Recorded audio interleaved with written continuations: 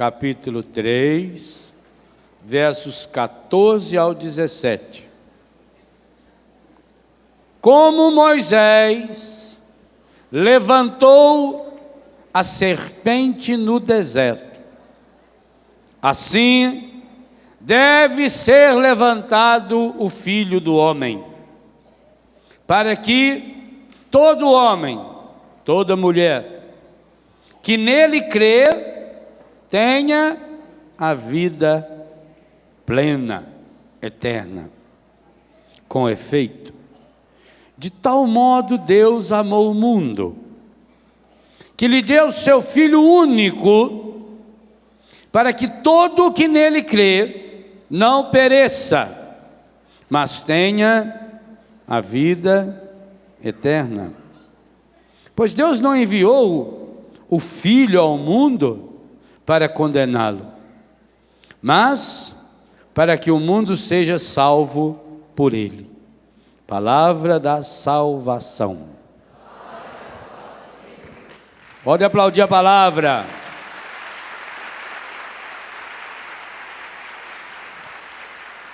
Vamos dar um segundo passo na nossa meditação da manhã.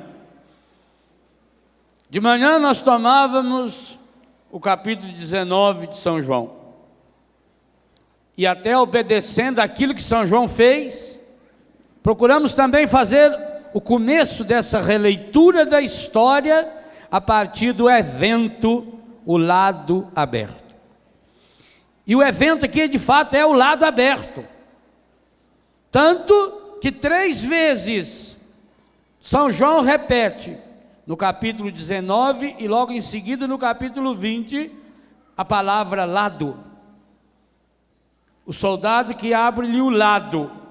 Logo em seguida, no capítulo 20, quando fala de Jesus ressuscitado, ele chega no meio dos apóstolos que estão fechados por meio dos judeus, manda que eles olhem nas chagas das suas mãos, mas manda que eles lhe toquem o lado. E São João conta que um dos apóstolos não estava presente. Quem era? Tomé. E Tomé depois veio e disse: se eu não colocar a minha mão no seu lado, eu não vou acreditar. Então, no domingo seguinte, quando estavam reunidos, Jesus apareceu, e agora Tomé estava. E ele olha para Tomé e diz: põe a mão aqui no meu lado, não seja incrédulo, creia. Nós já vimos que essa palavra é a palavra forte que aparece como motivo que São João nos testemunha. Ele diz: aquele que viu dá testemunho para que creias. E agora aqui, São João nos mostra Jesus, logo no começo do Evangelho, depois desse encontro e dessa conversa com Nicodemos, logo depois de falar da necessidade de nascer de novo. Foi o que Jesus disse para Nicodemos: precisa nascer de novo. O que nasce da carne é carne, o que nasce do Espírito é Espírito. Se não nascer da água e do Espírito, essa água que flui do coração de Jesus, você não vai ver o reino dos céus. E aí, quem faz essa releitura da história é Jesus. Como é que começa esse versículo 14? Jesus dizendo: como, do mesmo jeito, assim como, igualzinho Moisés. E ele foi buscar um episódio que parece uma coisa sem importância nenhuma. Como Moisés levantou a serpente no deserto. Jesus teria tanta coisa aparentemente mais importante para comparar. E por que ele vai nesse episódio? Remete-nos ao livro dos Números, capítulo 21, versículo 4 seguintes. O povo de Deus no deserto, na sua caminhada, olha aí, Números, capítulo 21, versículo 5. O povo de Deus, na sua caminhada, chega um momento em que começa a ficar desanimado. E cometem o pecado gravíssimo, o pior pecado para a Bíblia, o pecado do murmúrio. partiram do Monte Hor na direção do Mar Vermelho para contornar a terra de Edom. Mas o povo perdeu a coragem no caminho. Observa que essa expressão vai aparecer naquilo que a Eliana rezava hoje de manhã, que Jesus em São Mateus 11, 28 a 30 diz para nós: vinde a mim, vós que estáis cansados, sem forças, desanimados, eu vos aliviarei. Aqui mostra o retrato desse povo. O povo perdeu a coragem. Coragem, nós sabemos, é uma palavra que significa força do coração. Cor é a mesma cor de misericórdia. Cor mais agem, ação. Força que vem do coração. Então o povo perdeu a coragem. Significa que o povo estava com o coração pesado. E por que o povo perdeu a coragem? Começou a murmurar contra Deus e contra Moisés. Não é o que acontece com você? Comigo é. Quando a gente começa a reclamar de Deus, por que Deus permitiu isso? Por que Deus mandou essa desgraça? Tanta gente boa no mundo, por que foi morrer logo fulano? Quer dizer, se fosse eu, mandava matar outro. Substituía.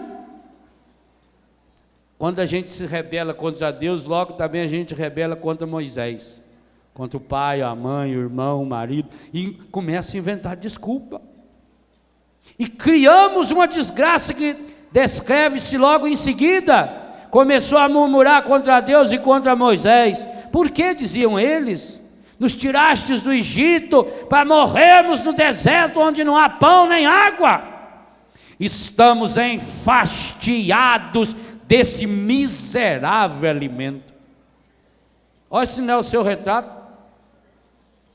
Quantas vezes a gente reclama da vida, do tempo, das coisas, das pessoas. E aí veio contra o povo serpentes ardentes que morderam e mataram muitos. Olha o que o murmúrio cria. E por que serpente? Porque Jesus já está associando a esse bicho aquilo que está em Gênesis 3. A serpente que simboliza o pecado, o maligno. Observem, foi Jesus que fez essa analogia? Não foi São João? São João retomou, São João pensou depois. Então o Senhor enviou contra o povo serpentes ardentes que morderam e mataram muitos. O povo veio a Moisés e disse: pecamos murmurando contra o Senhor e contra ti, roga ao Senhor que afaste de nós essas serpentes. Mais uma vez é o retrato nosso. A gente peca, a gente vai fundo no pecado, a gente se afasta de Deus, a gente faz o que não deve e na hora do desespero a gente berra com Deus. Corre de novo para Deus. Por isso que o povo fala, só tem dois caminhos para Deus, ou vem pelo amor ou vem pela dor. E eu digo a você, pela dor ninguém vem. Se a dor não se transformar em amor, é bobagem. Dor que não se transforma em amor, se transforma em dor muito, muito maior e pior. A dor não leva para Deus. Isso é uma imbecilidade que o encardido gosta de dizer, até para justificar a dor, porque a dor não vem de Deus. A dor só pode levar para Deus se ela for transformada em amor. E a dor só se transforma em amor se eu fizer isso que o Ricardo nos ensinou a rezar cantando. Se eu mergulhar a minha miséria no coração de Jesus. Senão eu não encontro misericórdia. Então o povo voltou desesperado. Moisés intercedeu pelo povo. E o Senhor disse a Moisés: faze uma serpente ardente e mete-a sobre um poste. Todo que for mordido, olhando para ela. Olha, aqui está aparecendo funcionário público que mistura o presente do indicativo com o infinitivo e o gerúndio numa frase só. Fique tranquilo, nós vamos estar providenciando imediatamente esse documento. Daqui a 3 anos você volta lá. Nós vamos estar vendo isso. Fique tranquilo. Aqui faz a mesma coisa. Todo que for mordido, passado, olhando para ela, é gerúndio. Ou seja, é algo que eu não posso parar de fazer. Gerúndio significa aquilo que gera, que nasce. Por isso Jesus vai falar para Nicodemos: o que nasce da carne é carne. Olhando é atitude. Em Portugal eles são muito precisos nisso. Meus queridos que estão nos assistindo em direto, daqui a uns dias estarei com vocês aí na Ilha da Madeira. Em Portugal eles custam usar o gerúndio. Eles só usam o gerúndio quando for explicitamente gerúndio. Então, se eles olhar aqui, eu estou lendo a Bíblia, eles dizem: o senhor padre está lendo a Bíblia. Mas se a minha Bíblia estiver lá e eu estiver olhando para cá, eles falam: está a ler, está a falar, está a pensar. Nós usamos o gerúndio e não entendemos por quê. Gerúndio significa ação. E aqui está dizendo que mesmo cada um de nós que foi mordido pela serpente do pecado, passado, significa que nós já estamos colhendo as consequências do pecado. Essa doença, esse sofrimento, essa desgraça, foi mordido, é passado. Olhando, não é só um olhar de soslaio, é olhando, é uma atitude contínua, é não parar, é movimento. Olhando para ela, será salvo.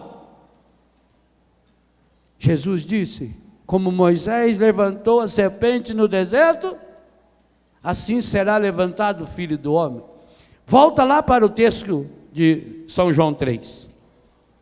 Essa analogia que Jesus faz do texto de Moisés, ele logo em seguida diz que é para a nossa salvação, para a vida eterna. Como Moisés levantou a serpente no deserto, assim deverá ser levantado o Filho do Homem. Quando é que Jesus foi levantado?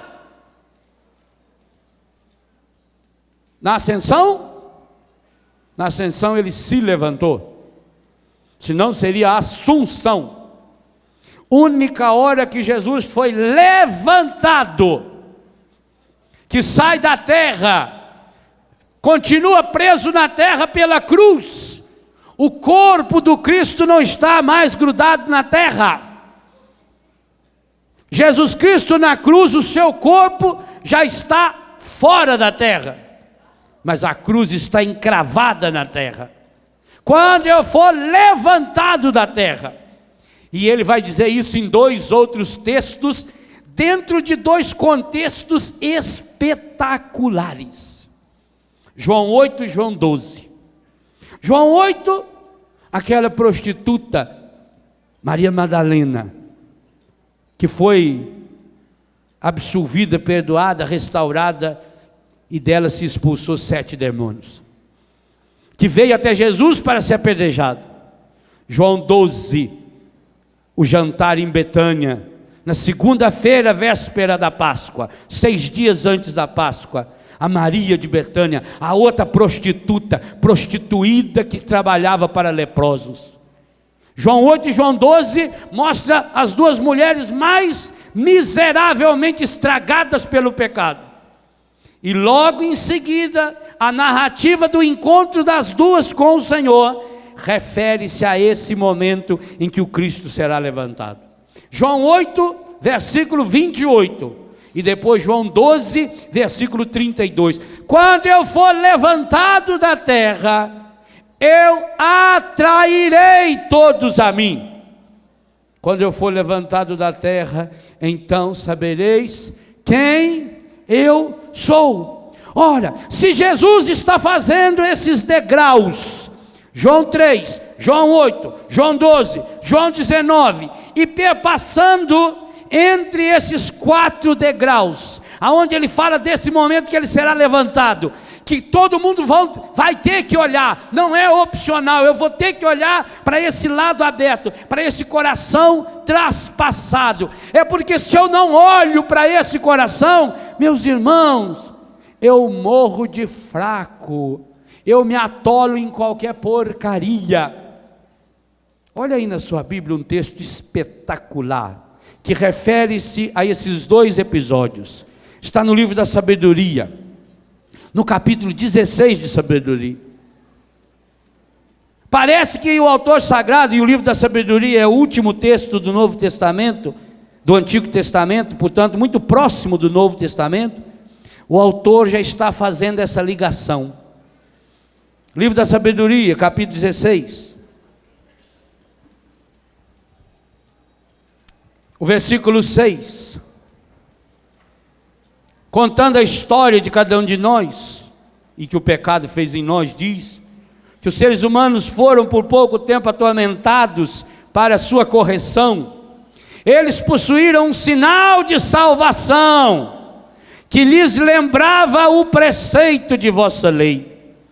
E quem se voltava para ele, esse sinal, a serpente levantada no poste, Jesus Cristo levantado na cruz, e quem se voltava para ele era salvo, não em vista do objeto que olhava, não em vista da cruz, não em vista da serpente, mas por vós, Senhor, que sois o Salvador de todos. Repita essa frase, que coisa mais linda. Por vós, Senhor, que sois o Salvador de todos.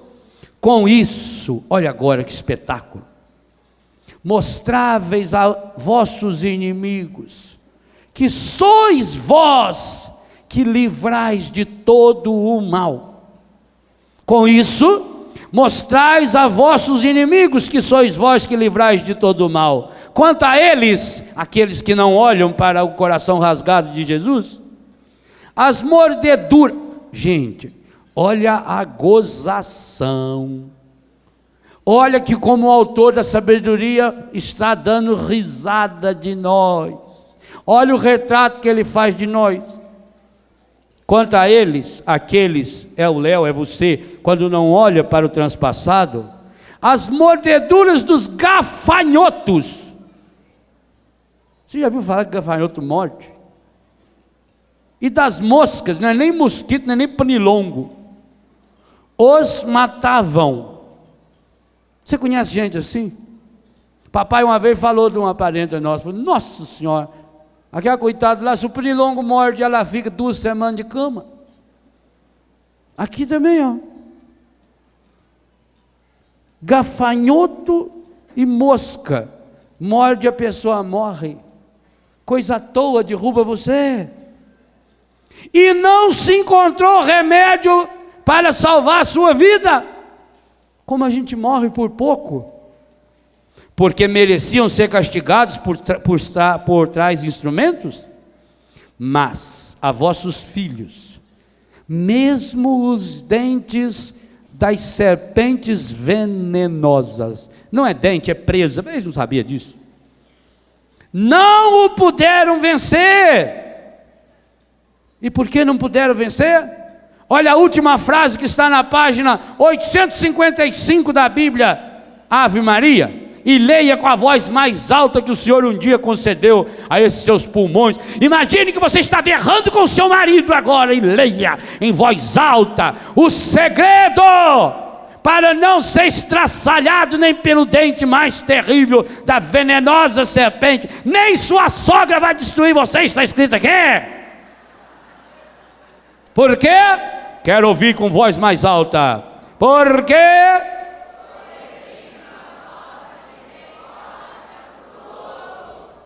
Olha, gente, porque sobrevindo significa vindo sobre. A senhora está com esse sobretudo, se vier esse frio, só está perdida. Sobrevindo, vindo por sobre, a vossa misericórdia curou-os. Quando é que Deus revelou definitivamente o retrato da sua misericórdia para o ser humano? Gente, Deus não poderia ser misericordioso, Porque Deus não pode ter miséria. Misericórdia é a mistura de duas palavras, não é? Miséria e coração. Deus pode ter miséria? O único jeito que Deus pode ter miséria, se você tiver a coragem que teve Londino, de pegar a sua miséria, seja ela qual for, e enfiá-la coração adentro de Jesus. Olha que coisa espetacular. Quando eu pego a minha miséria e enfio no coração de Jesus, é a partir desse momento que nasce a misericórdia.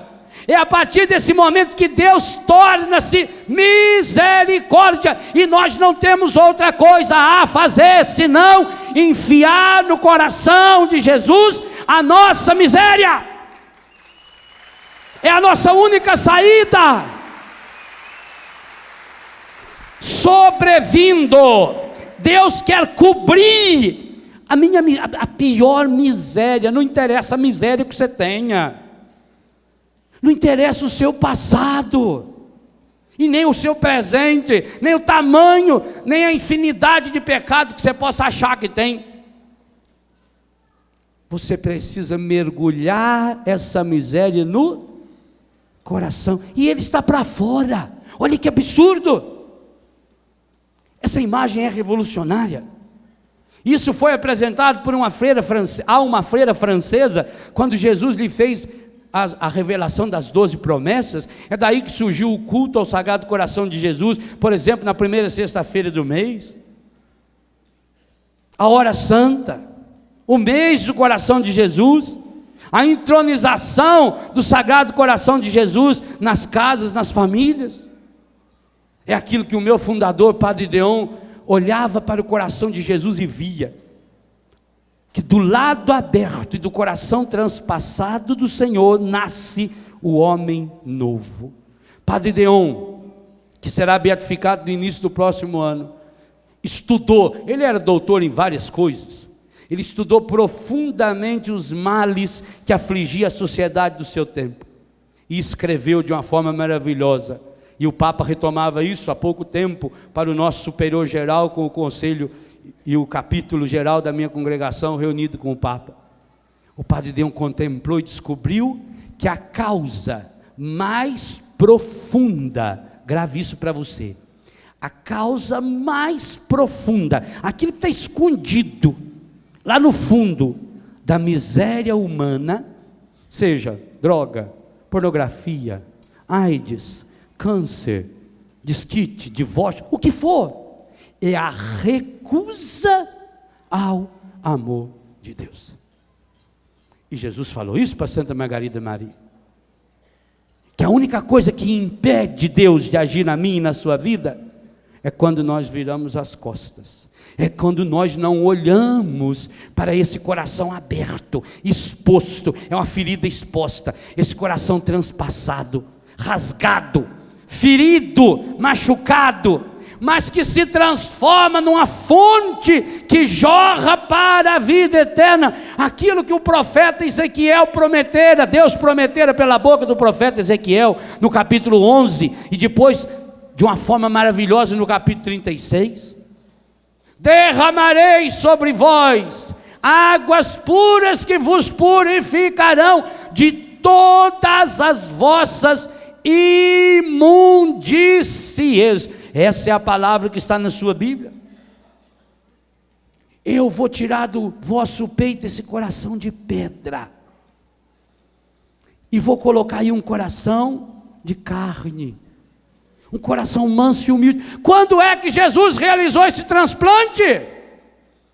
Na cruz, quando o soldado lhe traspassou o lado, e desse coração rasgado flui sangue. Eu não disse que São João reservou um terço do Evangelho para descrever o que aconteceu nessa noite e na manhã dessa sexta-feira, e que o resto do Evangelho de São João é um convite o tempo todo para esse momento? Eu queria dar de tarefa para você essa semana, para você ler o Evangelho de São João. Basta ler 3 capítulos no dia, e domingo que vem você terminou de ler o Evangelho de São João. Só tem 21 capítulos. E você vai riscar com uma canetinha vermelha, uma canetinha verde, ou da cor que você quiser. Só não risque incolor, senão você não vai notar depois. Riscar, como diz o mineiro, a minha professora falava, vamos sublinhar com uma linha embaixo. Então você sublinhe com uma linha embaixo da linha, aonde aparecer, do capítulo 1 ao capítulo 21 de São João, a palavra água e a palavra sangue. A palavra crer, com todos os seus derivados. A palavra vida, a frase, expressão, vida eterna. E você vai ficar abismado. Porque São João começa o Evangelho fazendo, como eu disse, uma releitura da Bíblia inteira. No princípio era o Verbo, e o Verbo estava em Deus, e o Verbo era Deus. E o Verbo de Deus se fez carne e habitou entre nós, e nós vimos a sua glória.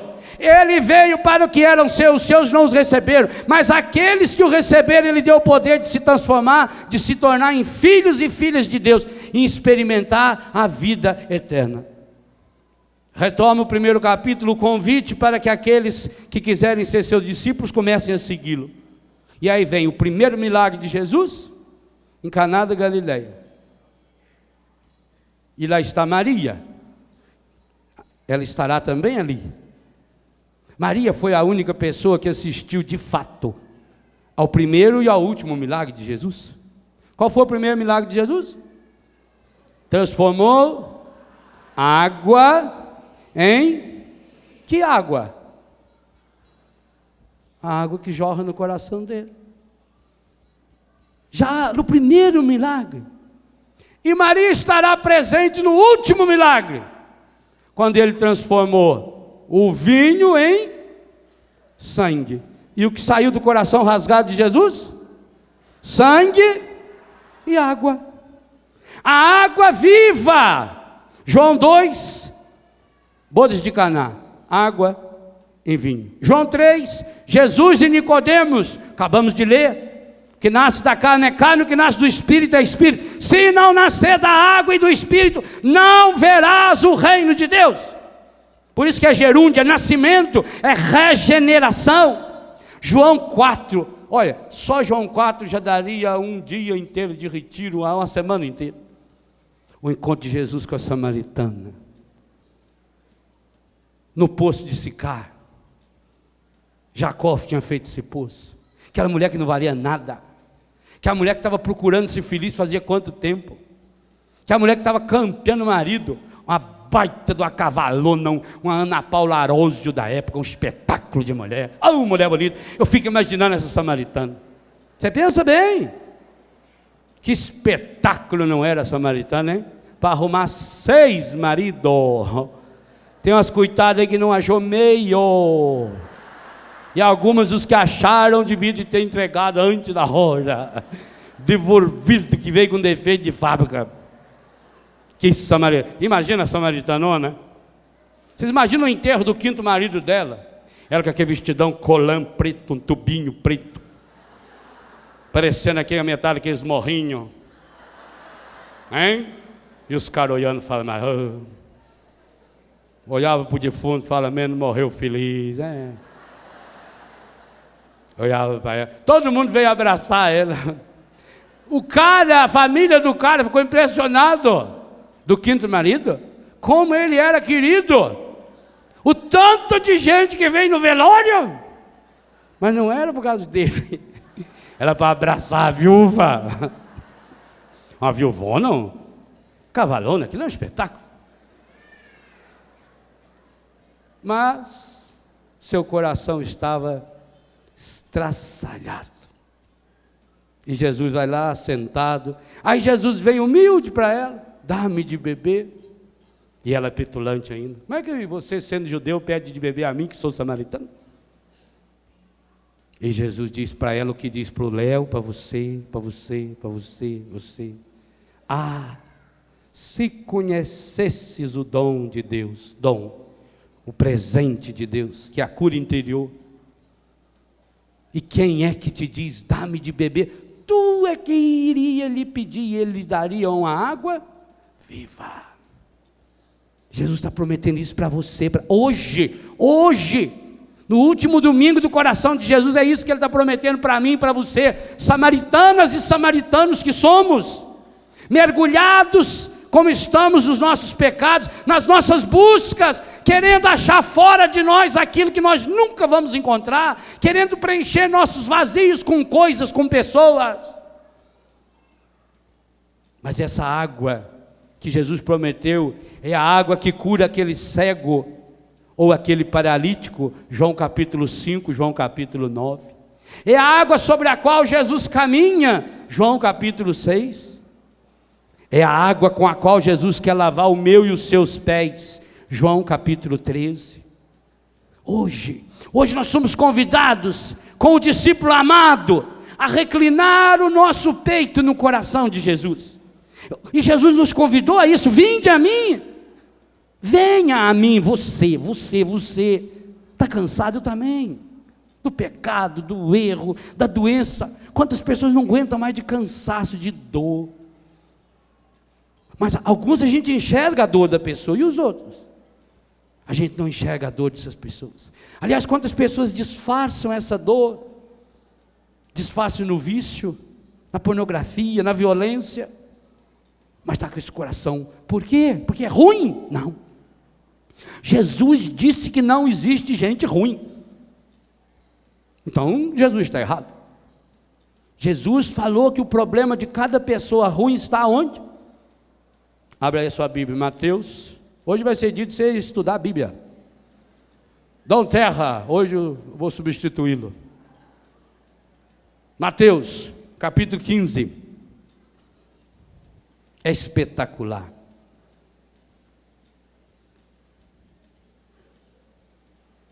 Ali, Jesus fala de 7 coisas que não prestam. Em alguma delas você vai se encaixar, e que brota do coração sujo e estragado. O texto é maravilhoso, começa com os fariseus e os escribas que vieram até Jesus dizendo que eles precisavam seguir a tradição, lavar a mão. Aí tem toda a conversa, e Jesus lá no versículo 7 diz: hipócritas, é bem de vós que fala o profeta Isaías, esse povo somente me honra com os lábios, seu coração porém está longe de mim. Será que ele não está falando isso do Léo? De você?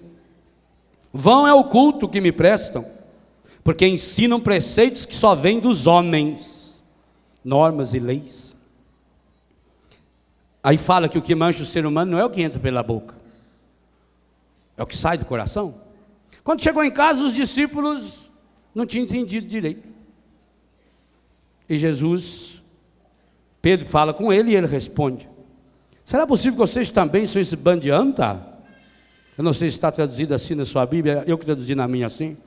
Versículo 16: sois também vós de tão pouca compreensão? Mesma coisa, bando de besta.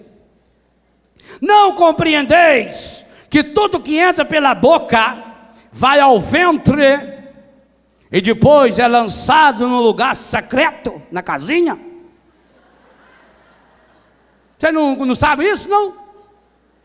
Muito bem. Ao contrário, aqui que interessa, aquilo que sai da boca provém do... E é isso o que mancha o ser humano.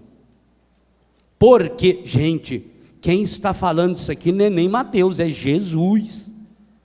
Porque é do coração que provém, conta aí comigo: 1, os maus pensamentos; 2, os homicídios; 3, os adultérios; 4, as impurezas; 5, 6, 7. Mateus resumiu nessas 7 pragas tudo que não presta que a gente faz, e nós condenamos as pragas: mau pensamento, homicídio, assassinato, adultério, impureza de todas as ordens, furtos, falso testemunho, calúnia. Eis o que mancha o homem e a mulher. Leia esse mesmo texto em São Marcos, capítulo 7. São Marcos, mais caridoso até que São Mateus, no capítulo 7, verso 20, ele especifica, além desses 7, ele fala de mais 6. Marcos fala de 13, aí é mais fácil da gente se encaixar. Versículo 20, ora, o que sai do homem, isso é o que mancha o homem, porque é do interior do coração dos homens, lá de dentro, que procedem, conta, os maus pensamentos. 2, devassidões, tudo plural. 3, roubos. 4, assassinatos. 5, adultérios. 6, cobiças. 7, perversidades. 8, fraudes. 9, desonestidade. 10, inveja. 11, difamação. 12, 13. E ainda Marcos diz que tudo isso na verdade são vícios. Essa palavra é forte aqui. Todos estes vícios procedem de dentro do coração e tornam o ser humano. Por isso eu falava antes, nós estamos brigando com o inimigo errado. Nós chamamos uma pessoa de adúltera, não existe pessoa adúltera, não existe ladrão, não existe assassino. Existem pessoas feito você e feito eu, que por permitirmos que o encardido tranque o nosso coração, e aqui tem uma coisa importantíssima, que eu queria que você prestasse muita atenção nisso, isso é um dogma da Igreja Católica, o demônio não pode entrar no meu e nem no seu coração, sabia disso? Nem se você pedir ele não pode, o único poder que ele tem é de ficar por fora do coração. São Pedro diz que ele é feito um leão que fica rondando. São Paulo vai dizer em Efésios 4, 27 que não deve dar entrada para ele. Como ele fica rondando e não pode entrar, a não ser que você abra uma raiz dele lá dentro, aí é problema seu. O que ele faz com o seu coração? Enquanto ele vai rondando? Começa a andar no chão, o que vai acontecendo com aquele chão? O chão vai ficando pisado, duro. É isso que vai acontecendo com o seu coração. O demônio anda tanto em volta do nosso coração, que o nosso coração vai ganhando uma casca. Uma casca de pedra. Por isso, o profeta diz, dar-vos-ei um coração novo, vou tirar do seu peito esse coração de quebrar a casca. Vai tirar essa casca, e aí você tem que ter essa liberdade de dizer eu quero. Por isso Jesus diz, eu estou à porta e bato, se você abrir eu entro. O demônio não está à porta batendo no seu coração, ele está rondando, esperando uma brecha. Ele é safado, ele é sem vergonha, ele é ordinário, ele é enxerido. Mas você tem que trancar essa porta para ele. E o único jeito de você guardar o seu coração num lugar que não tem acesso ao encardido é qual? Então escolha. Se você quer de fato guardar o seu coração num reservatório, aonde o encardido não tem acesso, é o coração de Jesus, não tem outro jeito. Pare de brigar com você, pare de se condenar. Quantas vezes você mesmo fica murmurando, fazendo igualzinho o povo de Deus lá no deserto? Ah, porque eu sou ruim, ah, porque eu não consigo, ah, porque eu sou fraco, ah, porque eu sofro desde pequeno, e aí eu fico encontrando justificativas em pessoas, em fatos e acontecimentos. Você não é ruim, você não é homossexual, você não é prostituta, você não é ladrão, você não é adúltero. Não pense você que você tem um espírito dominando você, que faz muito tempo, eu sou adulto, não! É porque o encardido conseguiu fazer uma casca no seu coração. E essa casca é impermeável. Só você pode arrebentá-la. E para arrebentá-la é preciso esses dois elementos que o Senhor nos deu: sangue Sangue da nova e eterna. Olha que imagem maravilhosa. O cálice que recolhe o sangue de Jesus. Sangue da nova e eterna aliança que nós recebemos em cada Eucaristia. Cada vez que nós comungamos, e segundo a NASA falou, nós comungamos um pedaço do músculo do coração de Jesus. A Eucaristia é pedaço do músculo, da força do coração. Músculo é força, coração é sensibilidade, é doçura. Por isso que Jesus disse, a única coisa que mandou aprender dele. Nós não temos outro mestre a nos ensinar. Jesus é o único pedagogo. O Papa João 23, logo que se tornou Papa, disse: não quero outro mestre, outro pedagogo para o meu ministério à frente da igreja, senão o Sagrado Coração de Jesus. João 23 mudou a história da igreja, como nós sabemos que mudou a história do mundo, porque escolheu ser aluno do coração de Jesus. E eu queria dizer a você: matricule-se nessa escola de amor que é o coração de Jesus. Ele se apresenta como nosso mestre.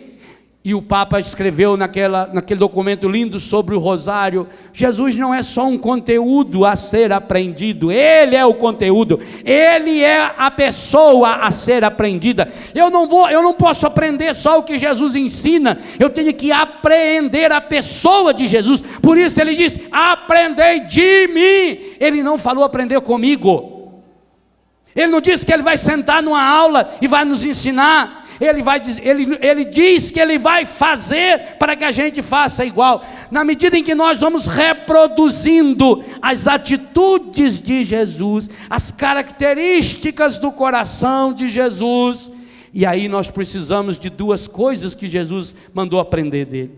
Aprendei de mim que sou manso e humilde. O que é manso? Manso é aquele que deixa Deus botar a sua mão. Deixa Deus botar a mão no seu coração, meu irmão. Mas Deus não quer botar a mão aí só para arrancar esse coração. Ele quer derramar nesse coração a água. Coração sem água não é humilde. Humilde é de humos. Também vem daí a palavra humor, porque muita gente não é alegre. Olhe para você mesmo. Quantas vezes a gente está triste, a gente está emburrado, irritado. Por quê? Ou a gente está com uma doença, está uma dor. Pior doença que existe é aquela que a gente tem. Qual é a pior dor no mundo? A sua. Você tem uma dor, você fica irritado, você fica nervoso, não é? Ou você tem uma dor externa, uma dor física, um problema na perna, um problema no ouvido, um problema no olho, um problema no dente. Ou você tem uma dor espiritual, e normalmente é essa, é uma ferida no coração. Oh, meus irmãos, o mundo de hoje é especialista em ferir corações. Palavras que ferem, músicas que ferem, novelas que ferem, filmes que ferem. Olha como as pessoas estão feridas e machucadas. As crianças hoje machucadas dentro de casa, por falta do colo, do carinho, do abraço, do beliscão, do aperto do pai. Corações feridos. Olha o coração masculino como está machucado, prostituído, aporcalhado. Olha o coração feminino. Olha a figura da mulher como é prostituída, aporcalhada, suja, estragada. Olha a sexualidade humana, como está destruída, despersonalizada, como está reproduzindo o demônio. E nós estamos brigando contra os moinhos de vento. Hoje nós somos convidados a deixar Deus tocar lá na raiz do problema. Hoje eu estou convidando você a não lutar mais contra o seu vício, seja ele qual for. O Papa disse, está no documento que norteia a vida da nossa comunidade Betânia, o Papa fala explicitamente: ou leva o menino, a menina, o dependente a um encontro com a misericórdia do coração de Jesus, ou pode colocar ele numa comunidade terapêutica o resto da vida. Ele vai sair de lá mais drogado, pior ainda. Ele não é ruim. Quando eu olho para uma pessoa, eu falo que lá é ruim. Por que Jesus fala para não julgar ninguém? Por que Jesus fala que o que você fizer ao menor dos irmãos é para ele? Porque não existe gente ruim no mundo, gente. Ninguém no mundo faz coisa errada porque quer fazer, meu Deus do céu. Esse seu filho, ele não usa droga porque ele não vale nada, porque é um maconheiro safado sem vergonha, não. Porque ele tem um vazio aqui dentro. Ah, mas aonde foi que eu errei, padre? Em tudo. Nós erramos em tudo. Por quê? Porque por mais santo, pleno, lindo e maravilhoso que eu fosse, eu não consigo preencher ninguém. Você não consegue preencher ninguém. Mãe, você não consegue preencher ninguém. Pai, você também. Padre, nós não conseguimos preencher ninguém. Nós conseguimos, malemar, ser um canal que leva a fonte da vida, que é o coração de Jesus, da onde flui o sangue da nova e eterna aliança, o sangue da regeneração, o sangue da restauração, o sangue AB que aceita qualquer sangue estraçalhado, estragado, perdido, machucado. Se nós conseguimos ser canais dessa água viva, então, meu Deus do céu, nós fizemos tudo. Mas se nós não formos na fonte do problema, e em primeiro lugar, meus irmãos, por isso que a espiritualidade do coração de Jesus, e é uma espiritualidade, significa que é para a igreja inteira, não é só para as 120 congregações femininas, as 14 congregações masculinas que tem no mundo, que procuram seguir a espiritualidade do coração de Jesus, é para a igreja inteira, é para cada um de nós. Por isso que essa espiritualidade começa quando eu tenho a coragem de me tomar nas minhas próprias mãos, sem máscara. Também não existe cura interior sem essa experiência. Quando eu tenho a coragem de me despir, eu só vou me revestir com o Senhor na medida em que eu conseguir despir-me dos conceitos, dos preconceitos, das misérias. Por que é importante a confissão? Por que Jesus, o coração de Jesus pediu a Santa Margarida Maria a confissão periódica, a comunhão toda primeira sexta-feira? Porque enquanto eu não descobrir que eu, Léo, você, meu irmão, você, minha irmã, você, meu irmão, o seu problema está em você em primeiro lugar. É duro, mas é verdade. O meu problema não está em fulano, ciclano, beltrano. O meu problema está em mim. O seu problema está em você. E digo a você com toda a verdade do meu coração, e você não tem solução para esse problema. E ninguém nesse mundo tem. Ou você pega tudo aquilo que você é de estragado, de estraçalhado, e enfia inteirinho no coração de Jesus, ou você estará cada dia pior, cada dia mais fraco, cada dia mais ranhento, cada dia mais insuportável, cada dia mais deprimido, cada dia mais angustiado, porque Marcos disse aí no finalzinho do capítulo 7 que nós lemos, que isso é um vício. E o que é um vício? Vício é algo que eu vou alimentando e cada vez eu preciso de mais. O adultério é vício. A corrupção é vício. Não pensem vocês que esses políticos corruptos, eles são pessoas corrompidas, que não, eles são imagens e semelhança de Deus, só que foram viciados na corrupção, e precisam ser banidos para serem curados, e você tem o poder de fazer isso com o seu voto. Não pense, meu querido, minha querida, que esse padre que está mergulhado no adultério, no pecado, que essa freira que está deprimida e angustiada, que esse pai de família, essa mãe, que são pessoas ruins. Não! São pessoas que estão viciadas.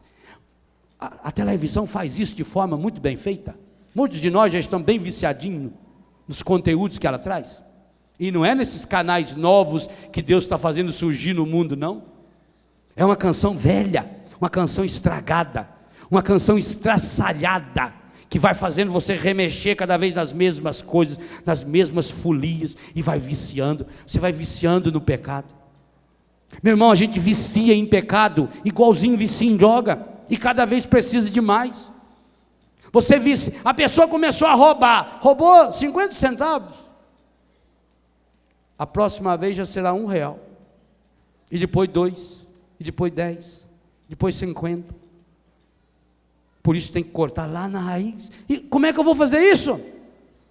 O único que pode fazer isso em mim, porque pode me restaurar, pode arrancar as raízes estragadas, porque derrama sobre mim uma água pura, não essa água suja, não essa água estragada, não essa água reaproveitada, essa água que eles tiram do rio Tietê, e colocam um monte de produto químico lá dentro e a gente acaba bebendo. Não, Jesus disse que quer derramar sobre nós uma água pura, que é o Espírito Santo.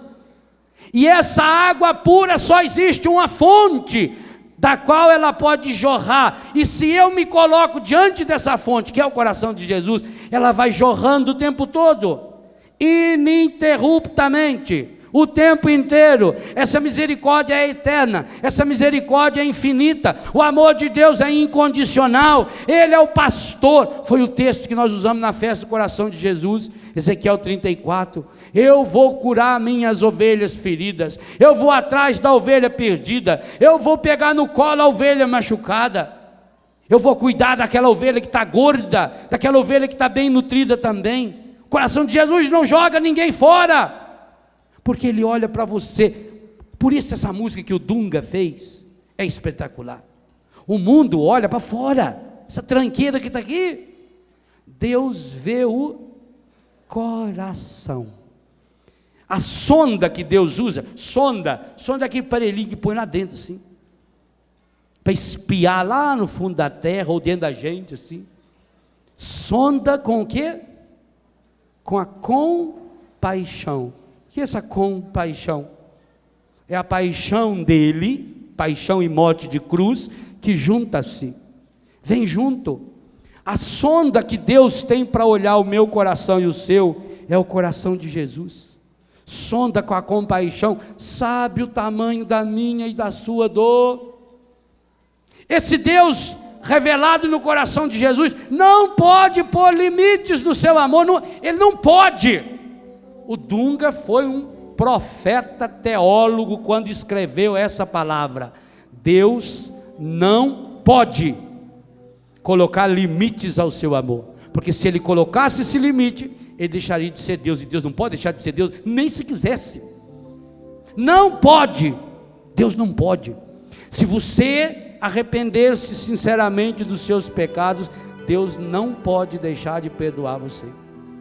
Essa é a certeza que Jesus, Ele pôs o coração dele para fora para garantir isso para você. O amor de Deus é incondicional. Incondicional significa, eu não mereço, mas Ele me ama. E Jesus nos disse há poucos dias na liturgia, o único jeito de se tornar filho de Deus é reproduzindo essa atitude de Deus. Ninguém de nós aqui é filho de Deus. Nós precisamos nos tornar filhos de Deus. E São João escreveu isso lá no primeiro capítulo do seu Evangelho. Eu torno-me filho de Deus quando eu reproduzo as atitudes de Deus. Eu torno-me filho de Deus quando eu tenho coragem de tomar posse da graça de Deus em mim. E aí, meus irmãos, a ciência vem nos ensinar a cada dia. Esse Deus nos ama com amor infinito o tempo inteiro. Põe a mão no coração. Está batendo? Você está dormindo no coração? Está batendo. Você está pecando, o que acontece com o seu coração? Acelera. Dá um ataque cardíaco. O jovem, quando está drogado, o coração dele chega a 140, 150. Acelera. Porque é Deus dizendo, eu te amo. O tempo todo, eu te amo, te amo, te amo. Você está no fundo do poço, você que está deitado agora nessa cama doente, está com muita dor, põe a mão no coração, está batendo? É Deus dizendo, eu te amo. E olha, quando Jesus falou isso, a ciência não sabia ainda que você tem uma extensão física de mais ou menos 94 mil quilômetros de veias, artérias e capilares. Se esticasse todas as suas veias, todas as suas artérias, seus capilares, por onde passa sangue dentro de você, daria uma distância mais ou menos de 94 mil quilômetros. Longe? Longe, né? Sabe quanto tempo seu coração gasta para fazer o sangue percorrer esses 94 mil quilômetros? 1 minuto. 5.560.000 quilômetros por hora. 5 vezes a velocidade da luz. Olha a rapidez que Deus tem para fazer a salvação dele chegar até você. Olha a pressa que Deus tem. Você comunga, daqui a pouco na missa hoje à tarde, você vem aqui e comunga. Você comunga pedaço do coração, ou melhor, pedaço do músculo do coração de Jesus. Põe na sua boca, ele derrete. Quando você volta para o seu lugar, 1 minuto depois, não tem mais nenhum pedaço do seu corpo que não contenha o corpo, o sangue, a alma e a divindade, a água e o sangue que jorram do coração de Jesus para lavar, para restaurar, para purificar você. Mas se você não toma posse, Deus não pode fazer nada. Hoje, mais do que nunca é dia de dizer para você: pare de se maltratar, pare de se estragar. Você não é ruim não. Sabia que falaram de você que você é ruim, que você é chato, que você não presta, que sua família já não prestava, que desde pequeno você é assim mesmo? É mentira. Isso é mais uma mentira do encardido. Você não é ruim. A única ruindade que você faz é para você mesmo, porque você está se maltratando. Nessas horas, põe a mão no coração. Está batendo? É Deus dizendo assim: Léo, apesar de você não valer nada, você ser um monte de bosta, eu te amo, eu te amo, eu te amo.